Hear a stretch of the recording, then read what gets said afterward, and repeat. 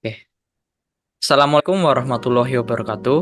Pada kesempatan kali ini, kami akan memaparkan materi tentang korupsi pada mata kuliah Pancasila kelas N703.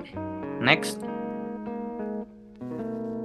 Berikut merupakan anggota kelompok dari kelompok kami. Yang pertama ada saya sendiri, Dava Yusaritama dengan NIM A11 2021 13462, dan ada teman saya Muhammad Faisal Zuhair dengan NIM A11 2021 13328. Next. Latar belakang dari korupsi. Korupsi telah menjadi topik yang penting dan sering dibicarakan dalam konteks sosial, ekonomi, serta politik di berbagai negara di seluruh dunia. Korupsi memiliki dampak yang merugikan bagi masyarakat, perekonomian, dan pembangunan suatu negara. Dalam materi ini, kita akan membahas pengertian korupsi, jenis-jenis korupsi, faktor-faktor yang mempengaruhinya, dan beberapa upaya yang dapat dilakukan untuk memerangi korupsi. Next. Korupsi sendiri memiliki definisi, yaitu penyalahgunaan kekuasaan publik atau jabatan untuk keuntungan pribadi yang tidak sah. Praktek ini mencakup suap, nepotisme, penyuapan, penggelapan dana, pemerasan, dan penyalahgunaan kekuasaan. Korupsi merugikan kepentingan publik, melemahkan sistem demokrasi, menghancurkan kepercayaan masyarakat, dan dapat menghambat pembangunan ekonomi dan sosial di suatu negara. Next. Adapun dampak dari kasus korupsi, yang pertama ada kerugian ekonomi, yaitu korupsi menyebabkan hilangnya dana yang seharusnya bisa digunakan untuk pembangunan dana dan investasi. Korupsi juga menghambat pertumbuhan ekonomi dan menyebabkan ketidakstabilan ekonomi. Yang kedua ada ketidakpercayaan masyarakat. Korupsi merusak kepercayaan masyarakat terhadap pemerintah dan lembaga publik karena mereka melihat bahwa sistem yang ada tidak adil dan tidak transparan. Yang ketiga ada ketidakadilan. Korupsi menciptakan ketidakadilan karena keputusan dan kebijakan dapat dibeli atau dipengaruhi oleh pihak yang memiliki uang atau kekuasaan, sementara masyarakat umum yang menjadi korbannya. Kemudian yang keempat ada gangguan hukum dan ketidakadilan. Korupsi merusak sistem hukum karena pejabat yang korup dapat menghindari hukuman atau mendapatkan keputusan yang dapat menguntungkan melalui suap, yang mengakibatkan ketidakadilan hukum. Kemudian yang terakhir ada penurunan kualitas pelayanan publik. Korupsi mengakibatkan penurunan kualitas layanan publik karena dana yang seharusnya digunakan untuk meningkatkan layanan disalahgunakan untuk keuntungan pribadi. Next. Berikut merupakan pencegahan dari kasus korupsi. Yang pertama, adanya transparansi dan akuntabilitas, yaitu meningkatkan keterbukaan informasi dan pertanggungjawaban dalam pemerintahan, serta lembaga publik untuk mencegah praktik korupsi. Yang kedua, ada sistem hukum yang kuat, yaitu memastikan adanya sistem hukum yang tegas dan efektif dalam menindak pelaku korupsi serta penegakan aturan secara adil.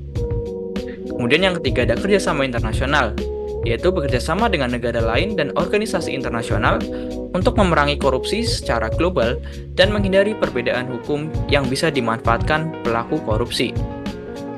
Kemudian yang keempat ada penguatan institusi dan sistem pengawasan, yaitu meningkatkan kapasitas dan integritas lembaga-lembaga pengawasan untuk mendeteksi dan mencegah tindak korupsi. Kemudian yang kelima ada pengelolaan risiko korupsi, yaitu dengan mengidentifikasi, menilai, dan mengelola risiko korupsi dalam berbagai sektor untuk meminimalkan peluang terjadinya korupsi. Kemudian yang terakhir ada pendidikan dan kesadaran masyarakat, yaitu dengan cara meningkatkan pengetahuan dan kesadaran masyarakat tentang bahaya korupsi, serta mendorong partisipasi aktif mereka dalam upaya pencegahan korupsi. Next. Kemudian ada dasar hukum korupsi. Yang pertama, Undang-Undang Nomor 3 Tahun 1971 tentang Pemberantasan Tindak Pidana Korupsi. Yang kedua, Undang-Undang Nomor 28 Tahun 1999 tentang Penyelenggaraan Negara yang Bersih dan Bebas KKN. Yang ketiga, ada Undang-Undang Nomor 30 Tahun 2002 tentang Komisi Pemberantasan Tindak Pidana Korupsi. Yang keempat, ada Undang-Undang Nomor 15 Tahun 2002 tentang Tindak Pidana Pencucian Uang. Dan yang kelima, ada Permenristek Dikti nomor 33 tahun 2019 tentang kewajiban penyelenggaraan pendidikan anti korupsi atau PAK di perguruan tinggi. Selanjutnya, ada upaya-upaya dalam pemberantasan korupsi. Yang pertama, pembentukan lembaga anti korupsi. Membentuk lembaga khusus yang bertugas menangani kasus-kasus korupsi. Lembaga ini harus independen dan memiliki wewenang yang cukup untuk melakukan investigasi, penuntutan, dan penegakan hukum terhadap pelaku korupsi. Yang kedua, ada penegakan hukum yang tegas. Menerapkan hukum secara tegas dan adil terhadap pelaku korupsi tanpa pandang bulu. Ini termasuk pemberian sanksi yang berat bagi mereka yang terbukti melakukan korupsi. Yang ketiga, perlindungan bagi whistleblower. Memberikan perlindungan hukum dan keamanan bagi individu yang melaporkan tindakan korupsi atau whistleblower. Hal ini bertujuan untuk mendorong lebih banyak orang melakukan tindak pidana korupsi tanpa takut akan balas dendam atau ancaman. Kemudian ada peningkatan transparansi atau akuntabilitas. Meningkatkan transparansi dalam proses pengambilan keputusan dan pelaksanaan program pemerintah serta memastikan akuntabilitas dari pihak-pihak yang terlibat. Ini termasuk pengelolaan keuangan negara yang terbuka dan bisa diaudit oleh publik. Yang kelima, ada kolaborasi internasional. Bekerjasama dengan negara dan organisasi internasional dalam memberantas korupsi. Kerjasama ini bisa mencakup pertukaran informasi, pelatihan, dan bantuan dalam penegakan hukum. Yang terakhir, ada pendidikan dan kesadaran masyarakat. Meningkatkan pendidikan dan kesadaran masyarakat tentang bahaya korupsi serta cara-cara untuk melawannya. Edukasi ini bisa dimulai dari sekolah hingga kampanye di masyarakat yang luas. Kemudian ada contoh kasus korupsi. Ada penggelapan dana LPJ di Ormawa UI. Penyalahgunaan uang di perguruan tinggi, terutama oleh mahasiswa, menjadi perhatian serius dalam dunia akademik. Hal yang ironis, mahasiswa yang seharusnya menjadi pilar moral peradaban terlibat dalam tindakan korupsi seperti menaikkan harga dan membesarkan jumlah uang. Penelitian terbaru dari Paramaeswara dan Hapsari pada tahun 2021 mengungkapkan bahwa praktik korupsi di kalangan mahasiswa, khususnya dalam bentuk markup, sebetulnya sudah menjadi rahasia umum. Praktik ini umumnya terjadi saat mahasiswa terlibat dalam kepanitiaan dalam suatu organisasi kemahasiswaan atau unit kegiatan mahasiswa atau UKM yang kemudian harus menyusun laporan pertanggungjawaban atau LPJ. Pembengkakan dana di LPJ karena praktik markup umumnya terjadi saat pengeluaran yang dilakukan berbeda jauh dari yang direncanakan di proposal. Selain karena markup harga tersebut, yang kerap terjadi, pembengkakan dana di LPJ juga dikarenakan pengeluaran nota fiktif yang dilakukan oleh mahasiswa. Mereka melampirkan pengeluaran yang tidak ada saat acara atau melambungkan angka pengeluaran yang tidak sesuai dengan kenyataan di lapangan, di mana selisihnya masuk ke kantong-kantong panitia seperti yang disampaikan oleh Mario, salah satu mahasiswa Universitas Indonesia yang pernah menjadi project officer di kegiatan kampus. Berdasarkan dari contoh kasus korupsi tersebut, solusi dari penggelapan dana LPJ di Ormawa UI yang pertama adalah pengawasan internal yang ketat. Meningkatkan pengawasan dan audit internal secara berkala terhadap penggunaan organisasi mahasiswa. Yang kedua, membentuk komite pengawasan yang terdiri dari anggota yang independen dan tidak terlibat langsung dalam kegiatan yang diaudit. Transparansi anggaran. Mengharuskan setiap organisasi mahasiswa untuk mempublikasikan laporan penggunaan dana secara terbuka kepada seluruh anggota dan pihak terkait. Lalu, menerapkan sistem pelaporan keuangan yang transparan dan mudah diakses oleh publik untuk menghindari adanya markup harga dan pengeluaran fiktif. Yang ketiga, ada pendidikan dan pelatihan anti korupsi, yaitu memberikan pendidikan dan pelatihan kepada mahasiswa tentang pentingnya integritas dan etika dalam pengelolaan dana organisasi, kemudian mengadakan workshop dan seminar tentang pencegahan korupsi dan manajemen keuangan yang baik.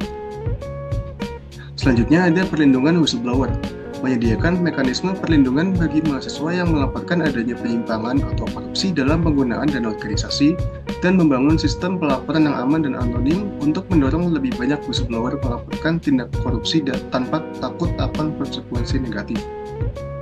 Kemudian ada sanksi tegas bagi pelanggar, memberikan sanksi yang tegas dan transparan bagi mahasiswa atau pihak yang terbukti melakukan penggelapan dana atau korupsi, dan menerapkan tindakan disipliner yang jelas, termasuk dikeluarkan dari organisasi atau bahkan institusi pendidikan bagi pelaku korupsi.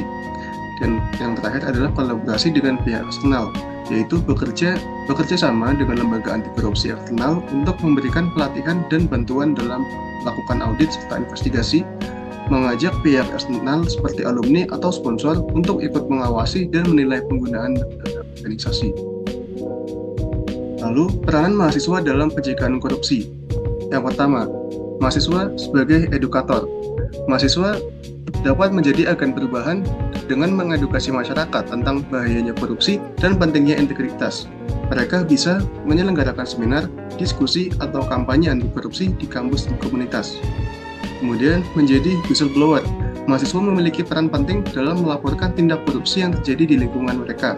Dengan keberanian dan kesadaran, mereka bisa menjadi whistleblower yang membantu mengungkap kasus korupsi. Kemudian, menjadi pemantau. Mahasiswa dapat berperan sebagai pemantau atau pengawas dalam berbagai kegiatan, baik di kampus maupun di luar kampus, untuk memastikan tidak terjadi penyimpangan atau praktik korupsi. Mereka bisa terlibat dalam organisasi atau lembaga yang fokus pada pengawasan dan transparansi. Yang keempat adalah menjadi aktivis. Melalui gerakan dan organisasi mahasiswa, mereka bisa mengadvokasi kebijakan anti korupsi dan menekan pemerintah atau lembaga terkait untuk melakukan tindakan nyata dalam pemberantasan korupsi. Mahasiswa bisa mengorganisir demonstrasi, petisi, dan kampanye publik.